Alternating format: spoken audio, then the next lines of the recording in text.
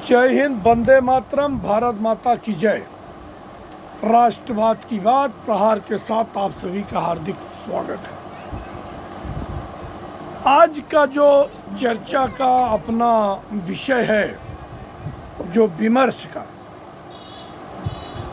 कि आज नरेंद्र मोदी जी जो कि प्रयागराज में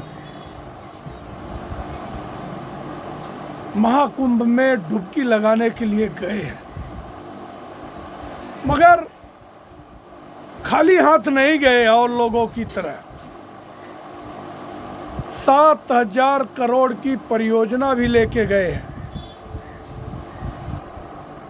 कि जब से, इसीलिए मैं बार बार कहता हूं, अपने व्यूअर को पता है कि सांस्कृतिक राष्ट्रवाद और विकास, इन दोनों का जो संगम किया है मोदी जी ने, इसकी तोड़ किसी दलों के पास नहीं है।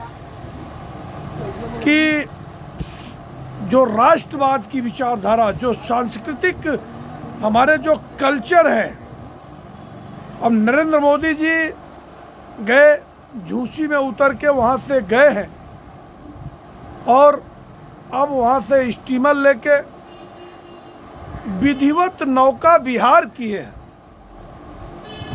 और माँ गंगा, जो गंगा यमुना सरस्वती त्रिवेणी संगम, उसका पूरा जायजा लिए। अभी 2 दिन पहले सपा सांसद जया बच्चन क्या बोली कि सबसे प्रदूषित जल अगर कहीं का है तो प्रयागराज का है, और उसी मोक्षदायिनी माँ गंगा यमुना सरस्वती त्रिवेणी में नरेंद्र मोदी ने विधिवत डुबकी लगाई है। और कितनी बार उन्होंने डुबकी लगाया है, ये सिर्फ सनातन कोई हिंदुस्तान तक सीमित नहीं है, विदेशों में भी, जैसे अभी महाकुंभ में विदेशों से आकर, इटली से आकर जो लोगों ने रामायण और हनुमान चालीसा की जो प्रस्तुति दी, तो हमारा सनातन जब ये सृष्टि नहीं थी तो सनातन आदि अनादि है, इसका कोई अंत नहीं है। और ये सब इनकी शाखाएं हैं। आज ये जितने मजहब, पंथ, अलग अलग धर्म हो गए, ये सब सनातन से निकली हुई शाखाएं हैं। और अब वहाँ स्नान करके उसके बाद मस्त घाट पर गंगा आरती किए, पूजा पाठ किए, और अब वहाँ लेटे हुए हनुमान जी, अक्षय वट, सबका दर्शन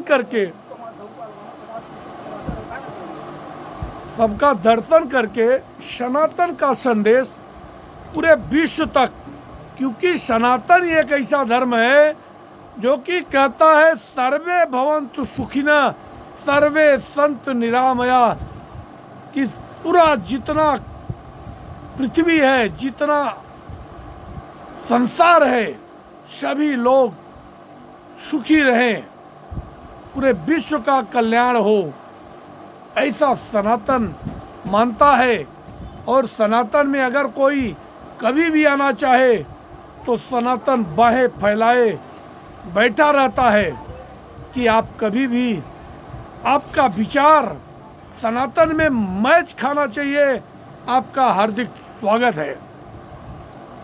तो एक तरफ आज दिल्ली में चुनाव हो रहा है, और चुनाव में कितनी धांधली हो रही है कि आम आदमी पार्टी पूरी घबराई हुई है।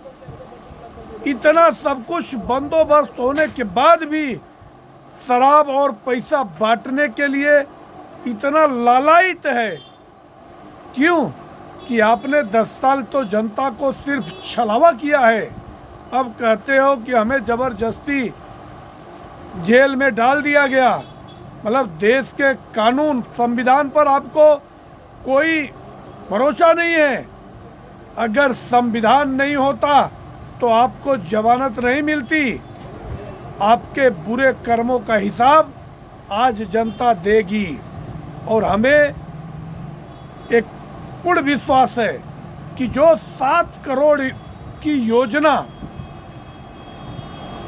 प्रयागराज के विकास के लिए और वहाँ पे जो सीवर का पानी गंगा में आता उसका अलग से नया ट्रीटमेंट प्लांट बनाने के लिए और वहाँ की अगल बगल की सड़कों का कायाकल्प करने के लिए मोदी जी जैसे अयोध्या को जैसे सजाया और संवारा, वैसा ही जैसे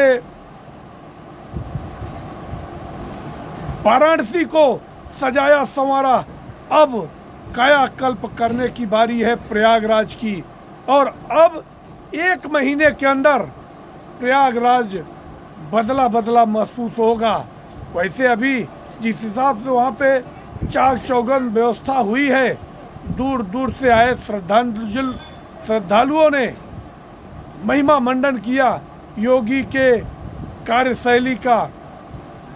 और आज अभी 5 बजे मोदी जी का भाषण होने वाला है, वो लोगों को संबोधित भी करने वाले हैं।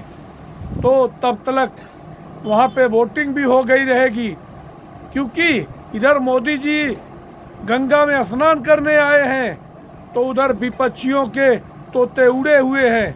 क्यों? उनको लगता है कि ये भी प्रचार कर रहे हैं। मोदी जी ने कभी चुनाव से जोड़कर कोई भी प्रचार नहीं किया।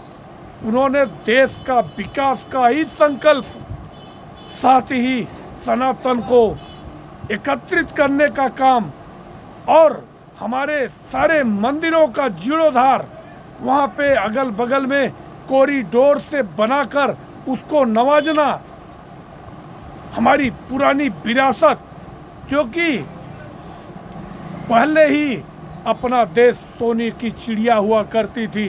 ये तो पहले मुगलों ने, बाद में अंग्रेजों ने, उसके बाद कांग्रेसियों ने ये देश को लूटकर खोखला किया, जैसा दिल्ली को केजरीवाल ने लूटकर खोखला किया।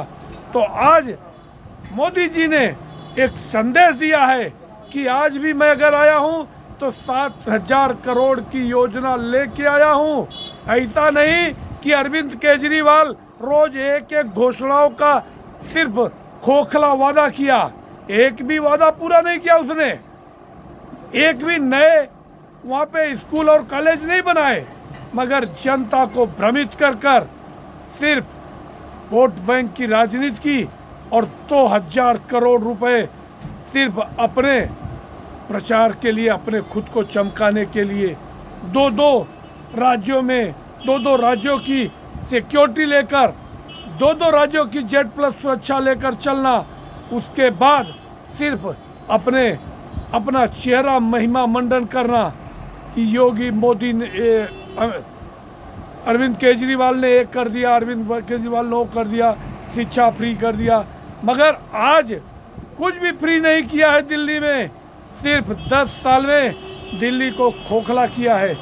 तो आज जो संदेश मोदी जी ने दिया है सारे सनातनियों को, और जो वहाँ पे भगदड़ के बाद आज का जो नज़ारा दिख रहा है, मुझे लगता है कि जो आंकड़ा 45 करोड़ की बात कर रहे थे, वो आंकड़ा 50 करोड़ भी पार कर सकता है।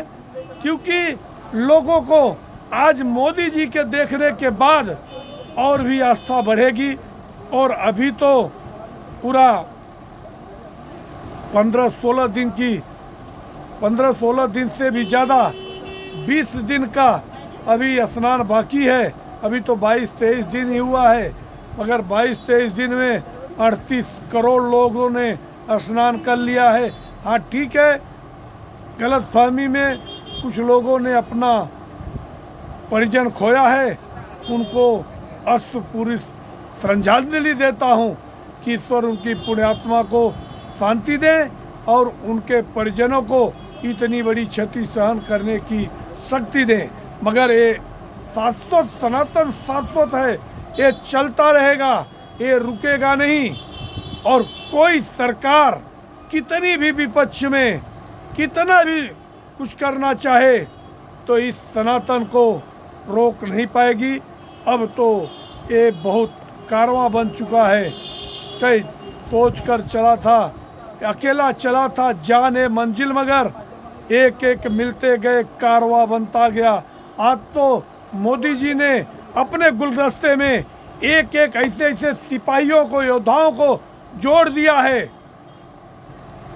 कि उनके सनातन की बीड़ा को आगे ले जाने के लिए सनातनी नतमस्त है, तैयार है। और मुझे उम्मीद है कि अब की बार दिल्ली में भी कमल खिलेगा। और आप सभी सनातनियों से यही अपील है कि भर भर के वोट एक बार पूर्ण बहुमत की सरकार दिल्ली में भारतीय जनता पार्टी की बनाओ, और वहाँ पे भी आध्यात्मिक कॉरिडोर और कालिका जी मंदिर जो इतना जूना पुराना है उसका जीर्णोद्धार हो, उसका कायाकल्प हो। विदेशी सैलानी आते हैं तो वो भी जाके वहाँ पे मत्था टेके और अपने देश से सनातन का आशीर्वाद लेके, प्रेरणा लेके अपने वतन में वापस जाएं। आप लोगों को हमारा विश्लेषण कैसा लगा, आप हमारे चैनल में आकर कमेंट सेक्शन में आके अपने कमेंट कीजिए। आप हमारे चैनल को सब्सक्राइब कीजिए, अपने दोस्तों तक शेयर कीजिए और लोगों को सब्सक्राइब करने के लिए प्रेरित कीजिए। धन्यवाद। जय हिंद, वंदे मातरम, भारत माता की जय।